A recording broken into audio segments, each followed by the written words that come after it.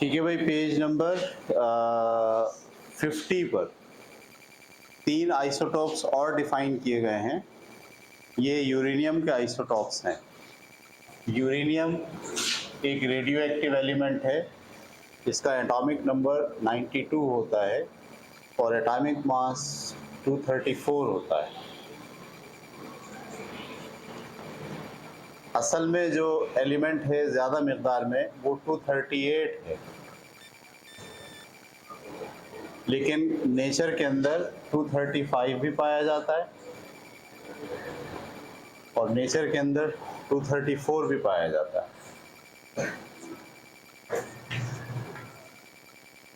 99% ये वाला आइसोटोप जो है वो पाया जाता है। ये यूरेनियम के आइसोटोप्स हैं। हाइड्रोजन भी जैसे एक एटम है, ऐसे ही यूरेनियम भी एक एटम है। उसके अंदर प्रोटॉन कितने होते हैं? 92। प्रोटॉन कितने होते हैं? 92। प्रोटॉन कितने होते हैं? 92। अगर प्रोटॉन इसमें 92 हैं तो न्यूट्रॉन कितने हैं? प्रोटॉन और न्यूट्रॉन मिल गई हैं। 8 में से 2 हो गया 6, 13 में से 9 हो गया 4, 146 न्यूट्रॉन है। 146 क्या है? और प्रोटॉन कितने हैं? 92। इसी तरीके से इसमें आ जाएं, 3 कम कर दो इसमें से और, तो 143 क्या है? न्यूट्रॉन है और 92 क्या है? प्रोटॉन है। इसी तरीके से इसमें से एक और कम कर दो, 142 न्यूट्रॉन है इसमें, ठीक है, और 92 इसमें प्रोटॉन है। तो ये भी यूरेनियम के 3 आइसोटोप्स हैं, ठीक है। ज़्यादा तादाद में ये वाला, जैसे हाइड्रोजन में ज़्यादा तादाद में प्रोटियम पाया जाता है, ऐसे ही ज़्यादा तादाद में नेचर के अंदर ये वाला यूरेनियम पाया जाता है, जिसका एटॉमिक मास 238 है। इसीलिए हम इसको कहते हैं, इसका नाम है यूरेनियम 238। जैसे वहाँ हमने नाम रख दिया था प्रोटियम, ड्यूट्रियम और ट्राइटियम। बड़े एटम्स में या ज़्यादा आइसोटोप जिनके हों उनके नाम ऐसे नहीं रखते, प्रोटियम, ड्यूट्रियम, ट्राइट, बल्कि उनका नाम रखते हैं। ये कौन सा यूरेनियम है? यूरेनियम 238। ये कौन सा यूरेनियम है? 235। ये कौन सा यूरेनियम है? 234। तो नेचर में सबसे ज़्यादा तादाद में जो पाया जाता है 99%, वो यूरेनियम 238 पाया जाता है। बाकी के 1% में ये दोनों पाए जाते हैं। ये बात क्लियर हो गई? तो ये आइसोटोप्स थे आपके पास यूरेनियम के। इसके बाद 3 आइसोटोप्स और डिस्कस किए गए हैं कार्बन के, ठीक है। कार्बन के आइसोटोप्स कार्बन 12, कार्बन 13 और carbon 14। Carbon 12 atomic number 6, carbon 13 atomic number 6 और कार्बन 14 एटॉमिक नंबर 6, ठीक है। तो इसमें कार्बन में न्यूट्रॉन कितने हैं? 6 न्यूट्रॉन हैं और 6 ही प्रोटॉन हैं, लेकिन इसमें 7 न्यूट्रॉन हैं और 6 प्रोटॉन हैं, और इसमें 8 न्यूट्रॉन हैं और 6 प्रोटॉन हैं, ठीक है। कार्बन के ये 3 आइसोटोप्स पाए जाते हैं। नाम इसका यही है, कार्बन 12, कार्बन 13 और कार्बन 14, ठीक है। 98% जो है वो कार्बन 12 पाया जाता है, 98.9%। यानी ये वाला जो आइसोटोप्स है इसकी मिक़दार ज़्यादा है और कार्बन 13 और कार्बन 14 की मिक़दार कम है नेचर के अंदर। नेचर से मुरादी कुदरती तौर पर आपने कोयला निकाला ज़मीन से खोद के, और जब उसको मुशाहिदा किया तो पता चला उसमें ज़्यादा मिक़दार में ये वाला कार्बन है, और कुछ एटम कार्बन 13 के भी पाए जाते हैं और कुछ एटम कार्बन 14 के भी पाए जाते हैं, ठीक है। उसके बाद क्लोरीन के 2 आइसोटोप्स हैं,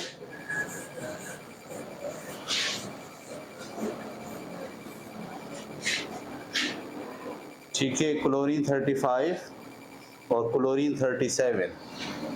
क्लोरीन का एटॉमिक नंबर 17 होता है, 35 ये क्लोरीन पाया जाता है, और क्लोरीन 17 और 37 इसमें प्रोटॉन कितने हैं? प्रोटॉन 17 हैं और न्यूट्रॉन कितने हैं? 18 हैं। और 18 में से 2 ज़्यादा कर दो तो प्रोटॉन इसमें 17 हैं और न्यूट्रॉन इसमें 20 हैं। ये क्लोरीन 35 है और ये क्लोरीन 37 है। और क्लोरीन 35 75% पाया जाता है। 75% क्लोरीन 35 पाया जाता है नेचर में और तकरीबन 25% क्लोरीन 37 पाया जाता है। काफ़ी मकदार में पाया जाता है। गैस के सिलेंडर में 1/3 जो है वो क्लोरीन 37 होगा और बाकी का जो है वो क्लोरीन 35 होगा।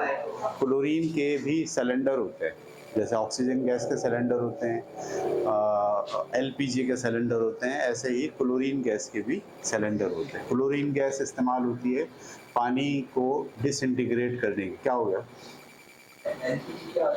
एलपीजी गैस होती है ना जो घरों में इस्तेमाल होती है, सिलेंडर होता है ना, गैस भरवा के लेकर आते हैं, हाँ, उस गैस का नाम होता है एलपीजी। ठीक है, तो जो क्लोरीन का जो सिलेंडर होता है वो पानी को, जरासीम को डिसइंफेक्ट करने के लिए, या दूसरे अल्फाज में हमारे घरों में जो मीठा पानी आता है झील से, वो डायरेक्ट झील से आता नहीं है बल्कि पहले उसमें क्लोरीन मिक्स की जाती है, जिसके नतीजे में हमारे दांत सलामत रहते हैं। अगर क्लोरीन के बगैर पानी पिया जाएगा तो उसके नतीजे में जो आपके दांत हैं वो झड़ना शुरू हो जाएंगे सारे के सारे। तो उसमें क्लोराइड मिलाया जाता है बाज़ार से। क्लोरीन मिलाने के 2 फ़ायदे होते हैं, एक तो आपको क्लोराइड मिल जाता है और दूसरा ये कि पानी में जो जरासीम होते हैं वो क्लोरीन से मर जाते हैं सारे के सारे। ठीक है, तो उसके भी सिलेंडर होते हैं। तो एक सिलेंडर में 75% क्लोरीन के ये वाले एटम होंगे 35 और 25% क्लोरीन के ये वाले एटम होंगे 37। ठीक है, ये हो गया आइसोटोप्स। पेज नंबर आ गए हम 51 पे। बुक देखें, इसमें इन्होंने इस्तेमाल लिखा है एप्लीकेशन ऑफ आइसोटोप्स। आइसोटोप्स के क्या इस्तेमालात हैं? तो पहले खाने में लिखा हुआ है आइसोटोप के नाम, और दूसरे खाने में लिखा हुआ है उनकी फील्ड, और तीसरे खाने में लिखा हुआ उनके इस्तेमालात। पहला आइसोटोप फास्फोरस 32 या स्टोरनेशियम 90। ये 2 आइसोटोप्स इस्तेमाल होते हैं रेडियोथेरापी में। रेडियोथेरापी क्या होती है? यानी आप जो शुआएं निकलती हैं आइसोटोप से, ये जो मैंने आपके सामने यूरेनियम 235, यूरेनियम 238 और यूरेनियम 234 ये हमने डिस्कस किया। ये जो है, ये जो एलिमेंट होते हैं और ख़ास तौर पर जो आइसोटोप्स होते हैं वो अपने अंदर से ख़ास किस्म की रेज़ खारिज करते हैं। उनको हम कहते हैं gamma rays, alpha rays, beta rays. सही है। इसकी आसान मिसाल आपके पास है रेडियम। हमारे यहाँ जो बल्ब के जो बटन होते हैं, रात को जब लाइट चली जाती है तो बाज़ बटन ऐसे होते हैं जो चमक रहे होते हैं, तो उसमें रेडियम मिलाया जाता है। रेडियम क्या होता है? उसमें से शुआएं हर वक्त खारिज हो रही होती हैं, और वो रेडियम जो है या तो 92 से ज़्यादा एलिमेंट वाले एटॉमिक नंबर वाले एलिमेंट होते हैं, या फिर आइसोटोप्स होते हैं। आइसोटोप्स भी खुद ब खुद शुआएं खारिज करते हैं। इन शुआओं से काम लिया जाता है।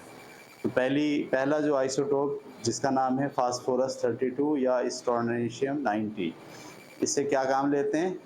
Treatment of skin cancer.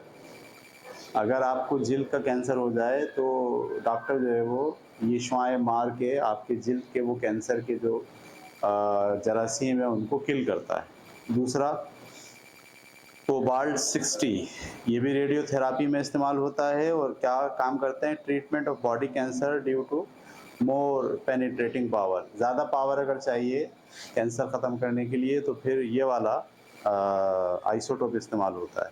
उसके बाद आयोडीन आइसोटोप, ये भी रेडियोथेरापी में इस्तेमाल होता है। डिटेस्टेशन ऑफ थायराइड ग्लैंड इन नेक, जो गर्दन में गुल्लड़ हो जाता है ना, बड़ा सा फूल जाता है, अक्सर आपने देखा होगा लोग बीमार हो जाते हैं, गर्दन के अंदर वो गुल्लड़ आ जाता है, तो उसको ख़त्म करने के लिए आयोडीन का जो आइसोटोप है वो इस्तेमाल किया जाता है। उसके बाद है टेक्नेटियम, ये भी रेडियोथेरापी में इस्तेमाल होता है to monitor the bone growth in fracture healing. यानी अगर आपकी हड्डी टूट गई है तो वो हड्डी हील हो रही है या हील नहीं हो रही, उसको चेक करने के लिए ये वाला आइसोटोप की शुआएं मार के देखी जाती हैं। उसके बाद है gamma ray of cobalt 60, medical instrumentation के लिए इस्तेमाल होता है। टू स्टीरिलाइजेशन ऑफ मेडिकल इंस्ट्रूमेंटेशन, ये स्टेरिलाइजेशन क्या होता है? स्टीरिलाइजेशन का मतलब होता है जरासीम से पाक करना। जो आपके औजार होते हैं ऑपरेशन करने के लिए, जब आप उसको किसी मरीज़ पे इस्तेमाल करते हैं तो उसके बाद उसको उठा के रख दिया जाता है, और दोबारा जब ऑपरेशन होता है तो वही औजार, बाज़ औजार तो नए ले लिए जाते हैं, लेकिन बाज़ औजार इतने महंगे होते हैं कि उसको नया नहीं लिया जा सकता, उसको दोबारा इस्तेमाल करना पड़ता है। तो दोबारा इस्तेमाल करने के लिए उसको पहले जरासीम से फारिग करना होता है। जरासीम से फारिग करने अमल को हम कहते हैं स्टीरियलाइजेशन, कि आपको स्टीरियलाइजेशन करनी पड़ेगी। सही है। जैसे आप दांतों के डॉक्टर के पास जाते हैं तो दांतों का डॉक्टर मुख्तलिफ औजार से आपके दांत की ट्रीटमेंट करता है। तो दांत की ट्रीटमेंट करने के बाद वो औजार, उस पर तो जरासीम लग गए किसी दूसरे इंसान के, तो अब उसे स्टीरियलाइज़ किया जाएगा। स्टीरियलाइज़ करने के लिए एक तरीका तो ये होता है, उसको उबलते हुए पानी में डाल देते हैं, खोलता हुआ पानी हो उसमें आप डाल दें तो वो जरासीम मर जाते हैं। लेकिन अब ऐसा नहीं होता, अब बाज़ाब्ता जो है वो मशीन होती है जिसमें रेज़ होती हैं। आप ये सारे औजार उस मशीन में डाल देते हो, उसमें रेज़ पड़ रही होती हैं, वो सारी की सारी रेज़ ऐसी ख़तरनाक होती हैं जो बैक्टीरियाज़ को और जो जरासीम है, वायरस है, उनको किल कर देती हैं। तो ये जो आपने देखा गामा रेज़ कोबाल्ट 60, ये किस काम में आती हैं? Sterilisation of medical instruments and dressing from harmful bacteria, harmful bacteria को ख़त्म किया जाता है। उसके बाद लिखा हुआ है americium 241, safety measure and industries used in back scatter gauges, smoke detector, fill height detectors and measuring ash content of coal. यानी ये जो एमेरिसियम 241 का जो आइसोटॉप है, इसको इस्तेमाल करते हैं स्मोक की डिटेक्शन के लिए। तो बड़ी बड़ी बिल्डिंग्स होती हैं ना, उस बिल्डिंग के अंदर आग लग जाए तो आग लगने से कैसे पता चलेगा कि आग लग गई है? आग लगते के साथ ही अगर ख़बर हो जाए तो फिर आग बुझाना आसान होता है, लेकिन आग अगर बहुत हेवी हो जाए तो फिर आग बुझाना मुश्किल हो जाता है। तो ये डिटेक्टर लगे होते हैं जो स्मोक को जज कर लेता है। स्मोक का मतलब धुएं को, यानी अभी सिर्फ हल्का सा धुआं ही निकला होता है तो वो जो आला होता है वो उसको डिटेक्ट कर लेता है धुएं को, और फ़ौरन घंटी बजा देता है। तो उसके लिए जो जो शुआएँ देख रही होती हैं धुएं को, वो एमेरिसियम 241 के आइसोटॉप से हासिल की जाती है। उसके बाद है gold 198 and technetium 99, sewage and liquid waste movement for water pollution, tracing factory waste causing ocean pollution, or tracing sand movement in rivers and oceans।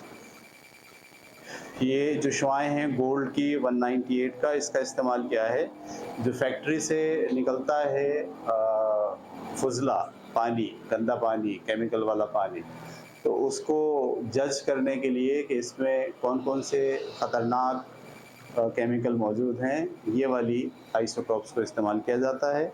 और इसी तरीके से जो दरियाओं में मट्टी आ रही है या पाइपों के अंदर मट्टी चली आ रही है, उस मट्टी की मिक़दार को भी जज करने के लिए इस आइसोटॉप को इस्तेमाल करते हैं। उसके बाद यूरेनियम 35, ये पावर जनरेशन में इस्तेमाल होता है, यानी conversion of water energy from steam to generate electricity, यानी पानी को भाप बनाते हैं और भाप से जो है वो इंजन चलाते हैं।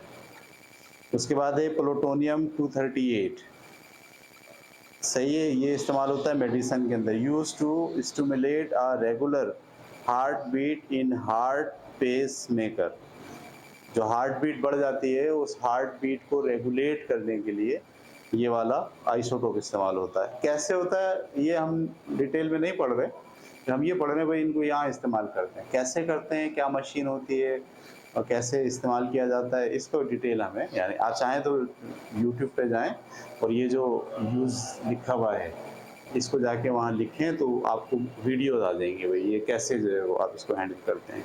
उसके बाद कार्बन 14 जो है वो आर्कियोलॉजी एंड जियोलॉजी में इस्तेमाल होता है। Use to estimate the age of fossil. ये जो एज होती है ना, यानी आपने खुदाई की, खुदाई के नतीजे में आपको कोई ढांचा मिला, तो उस ढांचे को ये पता चलाने के लिए कि इसकी एज कितनी है, कितने साल पुराना है, 4000 साल पुराना है, 3000 साल पुराना है, ये वाला आइसोटोप इस्तेमाल करते हैं कार्बन 14। ठीक है, जैसे हम गए थे वहाँ भंबोर, तो आप देखें वहाँ खुदाई हो रही है और लोग अभी भी कुछ ना कुछ नीचे से क्या कर रहे हैं, तलाश कर रहे हैं। तो ऐसे में अगर कोई जानवरों का ढांचा मिलता है या इंसान का ढांचा मिलता है, फॉसिल कहते हैं उसे आप, तो उस ढांचे की कितनी उम्र है उसके लिए फिर ये वाला कार्बन इस्तेमाल होता है। कैसे इस्तेमाल करते हैं उसको, कैसे जज करते हैं, ये तफसील इसमें नहीं लिखी, ये आपको खुद इंटरनेट पे जाके स्टडी करनी होगी। ठीक है, तो ये हमारा चैप्टर हो गया ख़त्म। इस चैप्टर के बाद हम इसकी एक्सरसाइज में आ जाते हैं और आज सिर्फ एमसीक्यूज़ देखते हैं, बाकी जो न्यूमेरिकल होंगे वो हम कल की क्लास में देखेंगे। तो एमसीक्यूज़ निकाल लीजिए। पहला एमसीक्यू क्या है,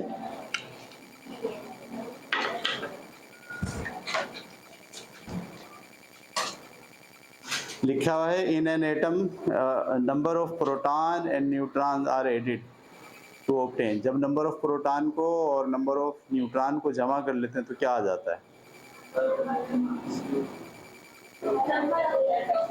एटॉमिक नंबर आ जाता है सी।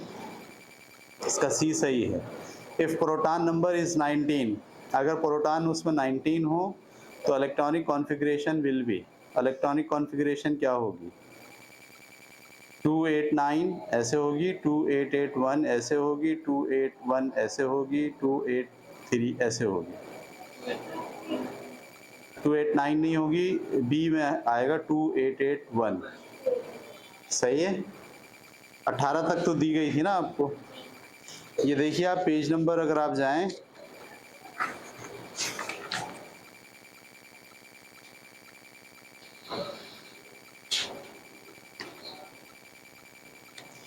पेज नंबर 48 पर ऑर्डर ये है, ये जो बनाया हुआ है, पहले किसको भरा जाता है, 1s2 को, उसके बाद किसको भरा जाता है, 2s2 को, उसके बाद किसको भरा जाता है, 2p6 को, उसके बाद किसको भरा जाता है, 3s2 को। अब यहीं पर आपका मामला हो गया ख़त्म। 2 और 2 4, 4 और 6 10, 10 और 2 नहीं, 3s2 हो गया। 3s2 के बाद किसको भरा जाता है, 3p6 को। 3p6 के बाद किसको भरा जाता है, नीचे 4s2 को। तो ये इसमें 20 हो जाएंगे, 2 2 4 2 6 2 8, 8 और 6 राइट, 2 2 4 4, 4 और 6 10, 10 और 2 12, 12 और 6 18, 18 और 2 20। तो ये यूँ बना 1s2, 2s2, 2p6, 3s2, 3p6 और 4s1। पहले ऑर्बिट में कितने हैं, 2, दूसरे ऑर्बिट में कितने हैं, 8, और तीसरे ऑर्बिट में कितने हैं, 3 और 3 6। ये तीसरे ऑर्बिट में है 8 और चौथे ऑर्बिट में कितने हैं, 1। तो देखिए पहले ऑर्बिट में 2, दूसरे ऑर्बिट में 8, तीसरे ऑर्बिट में भी 8 और चौथे ऑर्बिट में 1। तो इस वजह से मैंने कहा कि ये वाला, तो इस कौन सा सही हो गया, बी। उसके बाद तीसरे में आएगा if nucleon number of potassium is 39 and its atomic number is 19। तो न्यूक्लियन किसे कहते हैं, प्रोटॉन और न्यूट्रॉन की मजमूई तादाद को न्यूक्लियन कहते हैं। तो अगर उसमें वो 39 है और 19 क्या है, प्रोटॉन है, एटॉमिक नंबर उसका 19 है, तो न्यूट्रॉन्स कितने होंगे, 20 होंगे। तो 20 कहाँ है इसमें, सी में, सी सही है। Number 4, the isotope C12 is present in abundance of dash. Carbon 12 कितना पाया जाता है, मेरा ख्याल है 98.89, पीछे हमने पढ़ा था, देखें कहाँ है, कार्बन कितना पाया जाता है, कार्बन 12 98.89%। तो ये कौन सा सही हो गया इसमें, सी। 5वां, electronic configuration is is distribution of electron, proton, neutron या पॉजिट्रॉन। आप किसको डिस्ट्रीब्यूट करते हैं? इलेक्ट्रॉन को डिस्ट्रीब्यूट करते हैं, तो सी इसका दुरुस्त है। Which one of the following is most penetrating, कौन सा ज़्यादा जो है अंदर तक जाता है? पेनिट्रेट का मतलब होता है जैसे अगर मैं यहाँ फायर करूँ इलेक्ट्रॉन को, तो इलेक्ट्रॉन इस बोर्ड के अंदर कितने अंदर तक जाएगा? इलेक्ट्रॉन अंदर तक जाएगा, प्रोटॉन अंदर तक जाएगा, कौन सा अंदर तक जाएगा? तो इसमें जो है वो लिखा हुआ electron, proton, alpha particle, neutron. तो सबसे ज़्यादा जो पेनिट्रेट करता है वो न्यूट्रॉन करता है। कौन सा करता है? हाँ, ये पीछे आप इसको पढ़िएगा, कहीं ना कहीं लिखा होगा। ठीक है, आगे चलते हैं हम। Number 7, how many sub shell in L shell? L shell में कितने सब शेल होते हैं? के शेल में एक ही सब शेल होता है और एल शेल में 2 सब शेल होते हैं। वैसे तो 4 सब शेल होते हैं ना सब में, लेकिन के में सिर्फ एक होता है, एल में 2 होते हैं, एम में 3 होते हैं और एल में एन में 4 होते हैं। तो इसमें सिर्फ कितने होते हैं? 2 होते हैं, तो बी सही है इसका। Number 8, de Broglie extended the wave particle duality to electron in dash. कौन से सन में उसने डी ब्रोली ने ये बात पेश की थी? 1923। कहाँ लिखा है?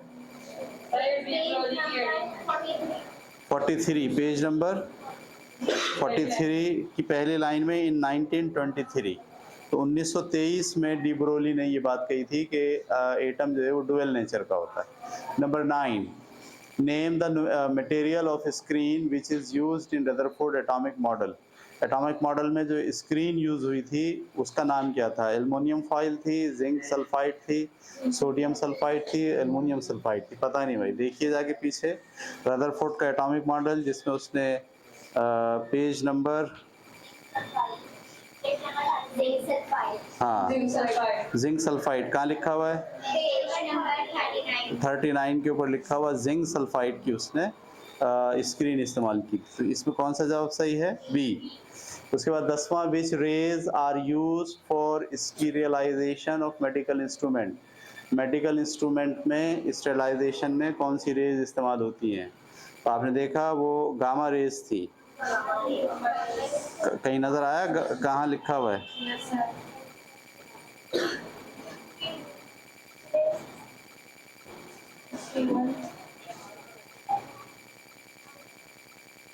पेज नंबर 51 पे, तो वो गामा रेज थी। सही है, नंबर 5 पे। तो इसमें कौन सा सही होगा? गामा रेज में सी सही है। गामा ऐसे लिखते हैं, पहली वाली अल्फा है, दूसरी वाली बीटा है और तीसरा वाला गामा है और फिर एक्स रेज है, तो गामा रेज यूज होती है। दैट्स इट, आज का काम खत्म।